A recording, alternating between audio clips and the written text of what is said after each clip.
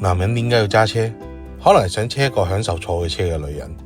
啱啱去完 X 嘅婚禮，心情好曳，第一時間諗起卡巴依個 app， 入面有個女仔幾啱傾，大家約咗出嚟見面。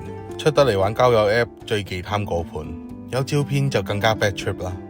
但好明顯 ，Hello， 你就係卡巴嗰個肥裝車吧？係啊，上車好啊，真人靚過相鏡喎。我睇咗導航噶啦，去你嗰度都唔係好遠嘅啫。哦，係啊，唔係好遠嘅咋。咁你晏啲有冇嘢做？冇啊。咁不如我哋遊下車河咯。好啊。你呢架 Alphard 咧新款嚟嘅喎，我真係好中意坐 Alphard嘅，因為真係覺得好舒服啊。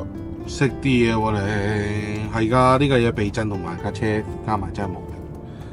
但係我嚟緊都想走去黐翻隻色啊！我想黐酒紅色。以前個 X 係咁叫我買車，到我買咗，佢已經上咗另外一個人架車。